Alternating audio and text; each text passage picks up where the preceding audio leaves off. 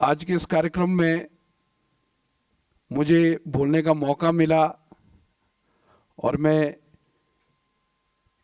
गांव में रहकर गांव वालों के बीच में वर्तमान में काम कर रहा हूं।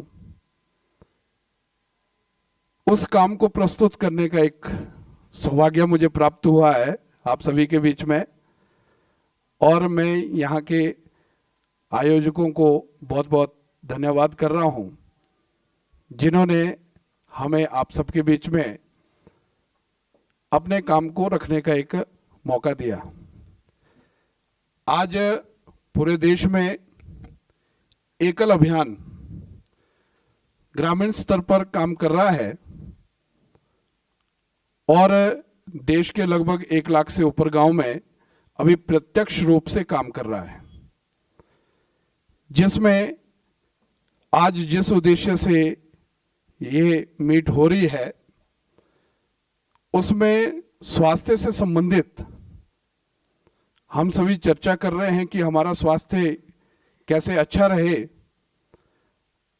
और हम जिस परिवेश में रह रहे हैं, जिस समाज के अंदर हमारा जन्म हुआ है, हम तो हमेशा पूरे विश्व के कल्याण की कामना करते हैं और अक्सर प्रतिदिन दोहराते हैं सर्वे भवन्तु सुखिना सर्वे सन्तु निरामया। स्वास्थ्य सबके लिए प्रथम सुख की एक कल्पना है कि जीवन का पहला सुख यदि कुछ है तो वो स्वास्थ्य है, स्वस्थ शरीर है। स्वस्थ शरीर है तो हम सभी बड़े बड़े आयोजन कर सकते हैं, बड़े बड़े कार्यक्रम कर सकते हैं, अच्छा सोच सकते हैं, अच्छा कार्य कर सकते हैं और एक अच्छे समाज का भी निर्माण कर सकते हैं। तो इसी उद्देश्य को लेकर आज हम पूरे देश में आरोग्य योजना के माध्यम से एक प्रयास कर रहे हैं, जिसमें हम एक प्रयास में कि मैं सुरक्षित, हम सुरक्षित, मेरा देश सुरक्षित, हम कैसे सुरक्षित रहें, इसका एक प्रयास है।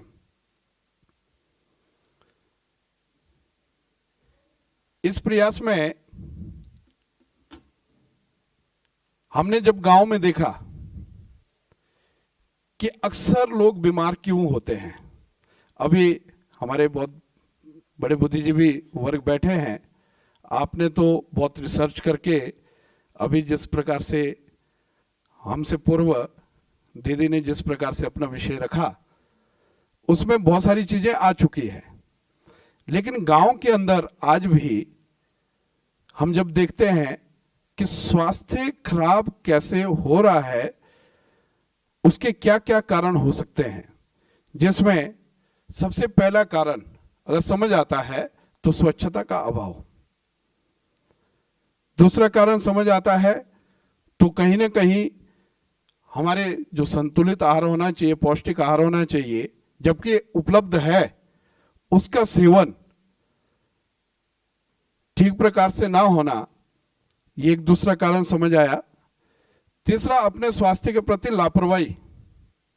स्वास्थ्य के प्रति लापरवाही का मतलब अपनी दिनचर्या में किस प्रकार से नियम होने चाहिए, कहीं ना कहीं उसमें लापरवाही है और अनियमित दिनचर्या उसका एक लापरवाही का ही एक हिस्सा है।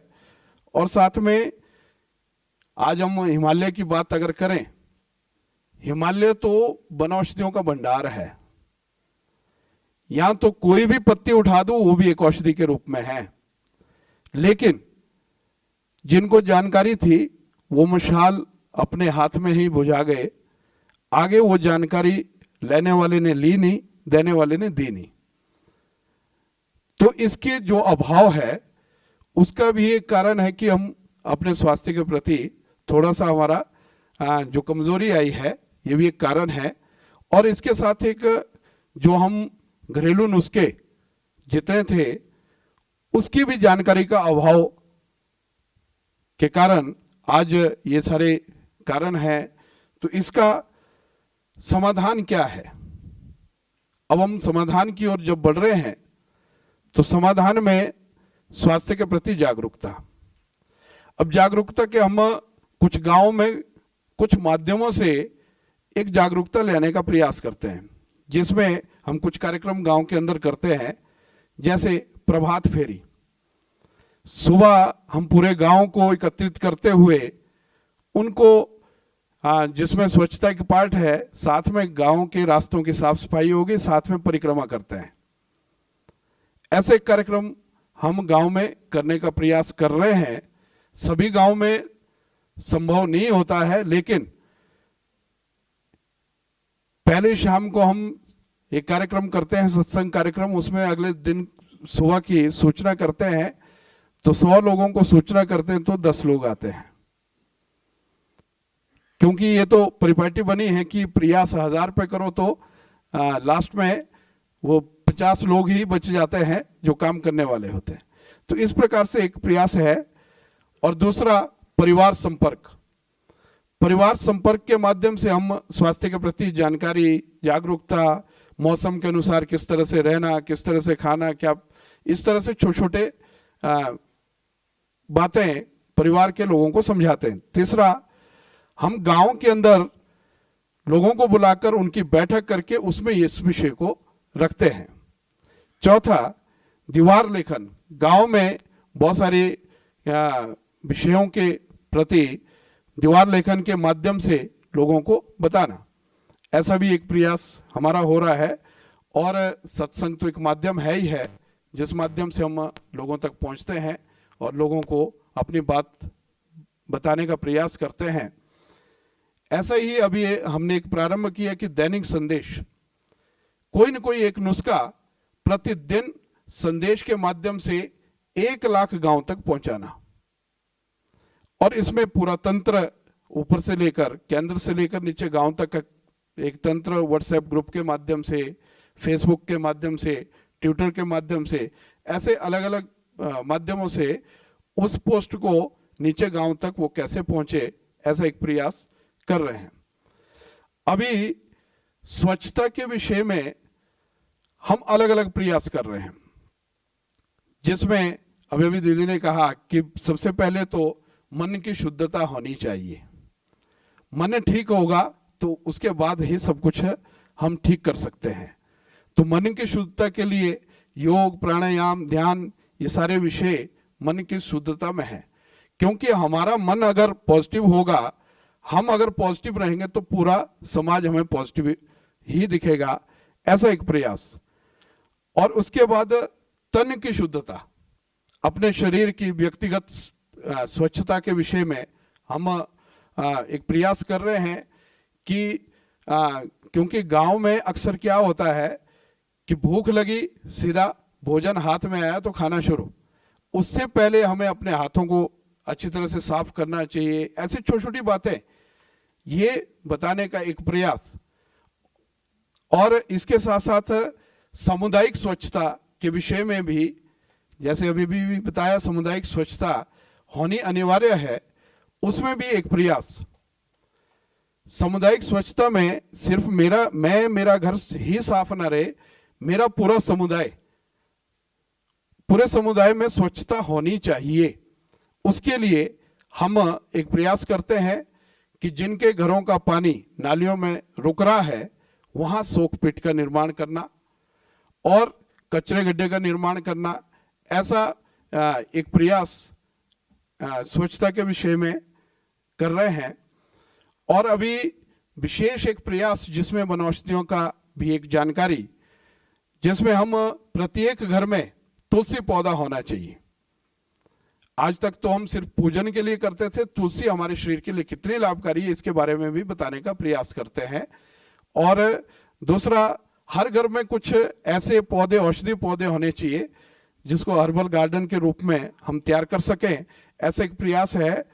और हमारे खान पान की भी वस्तुएं कुछ ऐसी होनी चाहिए, उसके लिए भी एक पोषण वाटिका जिसमें बिल्कुल भी फर्टिलाइजर इस्तेमाल ना हो, ऐसा एक प्रयास अभी हम कर रहे हैं।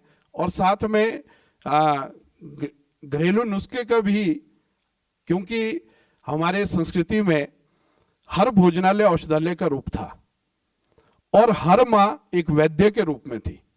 लेकिन आज धीरे धीरे वो चीजें, हम जैसे जैसे संस्कृति से दूर हो रहे हैं वैसे वैसे वो चीजें भी हमसे दूर हो रही है। आज भी हमारे भोजनालय में चाहे हल्दी है, चाहे जीरा है, चाहे लहसुन है, हर चीज औषधि के रूप में है, लेकिन उसका उपयोग कैसे करना, कब करना, इस विषय में अभी हमने एक प्रयास किया कि उसमें हमने ऑनलाइन एक प्रशिक्षण ग्राम वैद्य के रूप में प्रारंभ किए, जिसमें दिल्ली से हमारे बहुत सारे जानकार डॉक्टर जुड़े हैं और उनके माध्यम से ऑनलाइन एक ट्रेनिंग जिसमें हमने कुछ लोगों को तैयार किया है, वो गांव तक उस चीज को पहुंचा रहे हैं। ऐसे एक प्रयास कर रहे हैं। और अभी योग व्यायाम में इस वर्ष और पिछले वर्ष 2021 और 2022 में हमने आयुष मंत्रालय के साथ मिलकर पूरे देश में योग का एक विश्व योग दिवस के दिन में भी हमने इस वर्ष तो 65,000 गांव में एक साथ योग हुआ। पिछले वर्ष जब कोरोना काल था तो 1 लाख गांव में एक साथ योग व्यायाम का ये विषय गांव तक पहुंचाया। इसके लिए हमने 1 महीने की ऑनलाइन योग कक्षा प्रारंभ की थी, जिसमें हमने कुछ शिक्षकों को तैयार किया और उन्होंने नीचे गांव तक उस विषय को पहुंचाया। अभी हमारा पूरे देश में, हमने पूरे देश को 10 प्रभागों में विभाजित किया है, 10 जोन बनाए हैं और हमारा संपर्क सभी राज्यों में है। और अभी हमारे जो कार्यकर्ता इस आरोग्य योजना को पूरे देश में देख रहे हैं, ऐसे 74 कार्यकर्ता अभी आरोग्य योजना में पूरे एकल अभियान में 7,000 कार्यकर्ता इस विषय को नीचे पहुंचाने का प्रयास कर रहे हैं। अभी एक विशेष प्रयास हमारा आरोग्य रिसोर्स सेंटर के रूप में है, जिसमें हम कुछ गांव में अभी एक प्रयोग कर रहे हैं टेलीमेडिसिन का। और टेलीमेडिसिन में हम गांव के अंदर एक सेविका के रूप में एक कार्यकर्ता है, वो गांव के कुछ लोगों का उनके अंदर क्या कमियां हैं उनकी बात सीधे डॉक्टरों से, ऐसे अभी 350-400 के आसपास हमारे पास डॉक्टरों की सूची है जिनसे हम कंटिन्यू टच में रहते हैं। ऐसा एक प्रयास हम कर रहे हैं। तो ऐसा प्रयास अभी गांव में, गांव के लोगों का स्वास्थ्य ठीक रहे, तो इसके लिए एकल अभियान ये प्रयास कर रहा है। तो एकल अभियान में आरोग्य योजना का एक ही उद्देश्य है कि सब स्वस्थ रहे, सब मस्त रहे और सब व्यस्त रहे। ऐसे एक प्रयास के साथ आज एकल अभियान गांव के, ये तो एक ही योजना बताई, ऐसी 5 योजनाएं हैं, गांव के सर्वांगीण विकास के लिए काम कर रहा है। तो मैं क्योंकि घंटी 2 बार बज चुकी है, मैं अधिक समय न लेते हुए अपना विषय यहीं समापन कर रहा हूं। एक बार पुनः आयोजकों को बहुत बहुत आभार, बहुत बहुत धन्यवाद। सबको जय श्री राम, जय हनुमान।